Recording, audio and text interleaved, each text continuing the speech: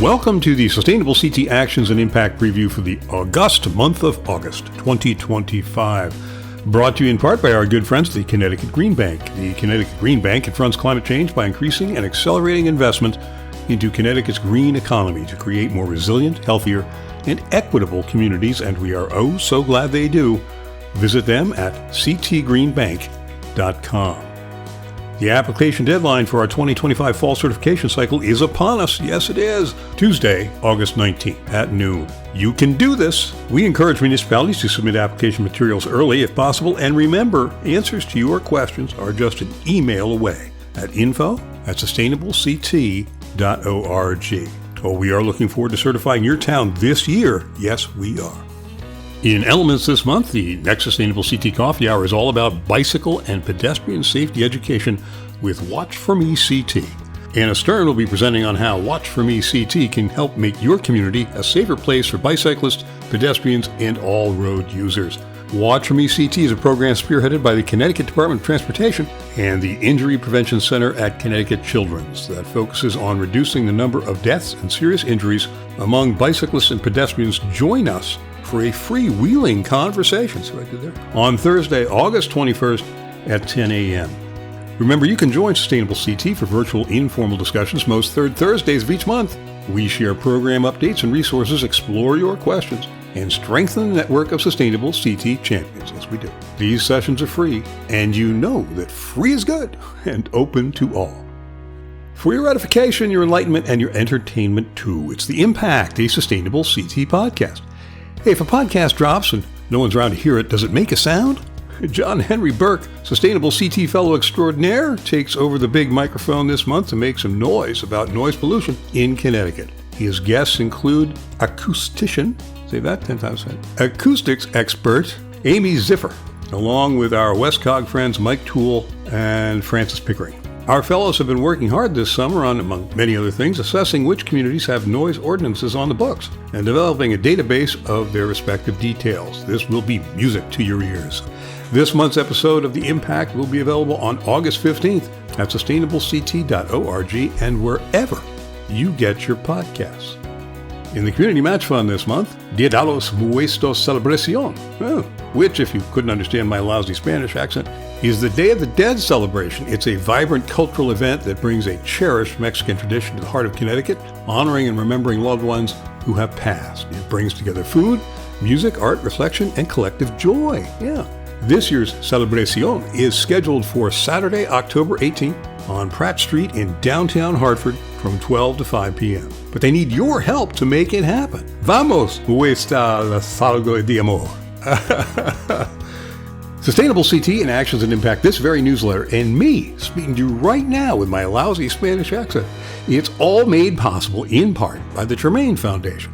That's right, the Emily Hall Tremaine Foundation seeks and funds innovative projects that advance solutions to basic and enduring problems, and that's a very good thing. Visit them at tremainefoundation.org. Remember, we can't do what we do without you. We don't have a magical unicorn rainbow money tree, no sir, but you can be a Sustainable CT sponsor. Find out how at sustainablect.org. You'll be glad you did. In conveyances this month, fellows go green. That's right, Green Bank, that is. The Connecticut Green Bank hosted our Sustainable CT fellows at their Hartford office in July. These bright young people spent the day learning from Green Bank staff about their programs and engaging in professional development workshops. We're very grateful to the Connecticut Green Bank, not only for hosting the fellows for a fun and informative in-office day, but for their very generous support of our fellows. Find out more about the Sustainable CT Fellowship Program at sustainablect.org. Actions and Impact is our fave, sure, but we receive awesome newsletters all the time. Here are some we recommend when you're done reading ours, of course. The Connecticut Land Conservation Council, great stuff about NATCH, land conservation in Connecticut. Fairfield County's Community Foundation, Mendy Blue Paca and company always provide interesting and actionable info. Department of Energy and Environmental Protection municipal updates. Is it a newsletter? Don't quibble. Chock-a-block full of events, funding and grant opportunities, announcement, public comment, employment. You need this. While you're at it, check out all of Deep's newsletters. They're great. If you care at all about our carbon footprint, what we're doing, what we're not, what is even possible in the age of Trump, you'll want to listen to this episode of The Ezra Klein Show. It will enlighten, frighten, and inspire. Bill McKibben gets a mention too. Don't have a New York Times subscription? That's okay. Ezra's podcast is now on YouTube. But if you have a subscription, you'll also want to check out Bill McKibben's guest opinion piece, Why Trump's War on Solar Power Will Fail.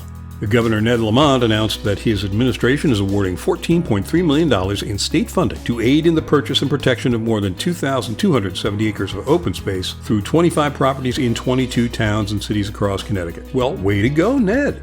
The Connecticut Land Conservation Council announced grants to 7 land trusts to integrate climate mitigation, resilience, and adaptation into the stewardship of conserved lands in Branford, Burlington, New Haven, Portland, Shelton, Stratford, and Tolland. According to the Yale Program on Climate Change Communication, that's YPCCC, most Americans have taken notice of climate change. Yes, they have. According to the latest figures from the Yale Climate Opinion Maps, 65% of adults in the United States somewhat or strongly agree that global warming is affecting the weather, while 72% of adults nationally think global warming is happening. That's everybody but Trump. Here's an interesting piece in Connecticut Insider. Alexander Sewell writes, floodwaters that tore through Southbury in August 2024 were powerful. Yeah, they were huge. And did the storm nudge more people into buying flood insurance? No. And Southbury's not alone. Statewide, Connecticut shows no significant increase in flood insurance policies 10 months after the storm. How about that? The Connecticut Green Bank announced the completion of a solar PV installation at 28 High Street Apartments in Hartford, a 6-story residential building. The 16.6 kilowatt solar system is projected to provide more than $100,000 in energy cost savings over the estimated useful life of the panels. Over in the Connecticut Mirror, to quote Tori McBrien Franken and Megan McComber, keeping up with the pressing environmental issues we face today can be overwhelming. Heck yeah. How can we make effective change without burning out over every small decision's impact? Indeed. And Ken Dixon had a piece describing Governor Lamont's veto of a bill that would have allowed local votes in small towns to overturn decisions made by the Department of Energy and Environmental Protection. Well, way to not go, yeah?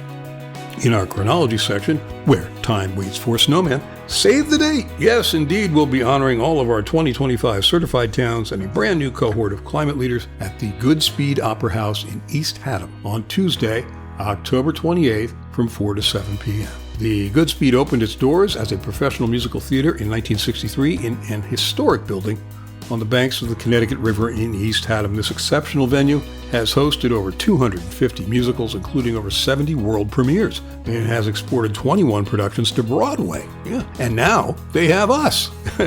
Please do save the date to hit the high notes with us. Better yet, register early because you guessed it, space is limited. Your hard work and continued support are of vital importance to us, so we hope to see you on October 28th. And you know that sponsorship opportunities are available. Well, of course they are. Join us for Working for a Better Connecticut, won't you? By sponsoring our 2025 awards celebration, you'll be aligning with our reputation as a trusted and valuable support program for municipal leaders and an innovative thought leader, in building thriving, sustainable communities. Don't wait. Contact Jessica LeClaire, 860-259-4767. That's 860-259-4767 to discuss options and detail. You can join Save the Sound for a volunteer coastal cleanup at Long Wharf, part of the launch of Connecticut Sea Grant's Don't Trash Long Island Sound campaign. Invite your family and friends too. Well, why not? August 16th, 9:30 to 11:30 a.m., Long Wharf Drive, New Haven. And speaking of the Sound, join the Long Island Sound Partnership on Saturday, August 16th at Yukon Avery Point in Groton to celebrate the Sound and 40 years of partnership. Get out on the water with Project Oceanology, or stay on land and enjoy some exciting activities with local partners. That's August 16th, 10 a.m. to 2 p.m., 1084 Shenecosset Road, Groton. The Connecticut Conference of Municipalities, that's CCMD, you and me, has Municipal Excellence Awards to recognize innovative projects and individuals that have significantly improved the quality of life for citizens, established partnerships, and built community support. Showcase your town's or an individual's excellent work. Submit your nomination today. Submission deadline is Friday, August 29th. The Connecticut Department of Energy and Environmental Protection, that's deep, is continuing its Trees for Communities grant program. Funding is available to state and local government entities, federally recognized tribes, nonprofit organizations, and other eligible entities in Connecticut to support urban forestry projects that will increase tree cover or contribute to other urban forestry objectives. The deadline for applications is August 31st. And Connecticut Main Street Center's new Empower Main Street Fund, just launched in July, provides grant support for Main Street projects that will spur economic development, small business occupancy, and community pride. The program is open to eligible municipalities, Main Street nonprofits, and projects that contribute to Main Street vibrancy, such as lighting, facade improvements, and beautification. Applications are due by November 14th, 2025. And we have a last word or two about our recent pursuit of state funding. Your support made all the difference. That's right, we're excited to share that our request for state funding was successful. It would not have happened without the support of our friends and partners throughout Connecticut. Municipal leaders, nonprofits, businesses, and community advocates stepped up and spoke out on our behalf, and the result was a resounding success. It is your hard work in your communities that brings Sustainable CT to life, and we're honored to work with such a dedicated network of sustainability leaders. Thank you. And you can read all about it in this month's exciting edition of Actions and Impact, the official Sustainable CT newsletter. Except no substitutes. Do yourself a favor and subscribe. And you can do that where we do more with more or less, every day at sustainableCT.org.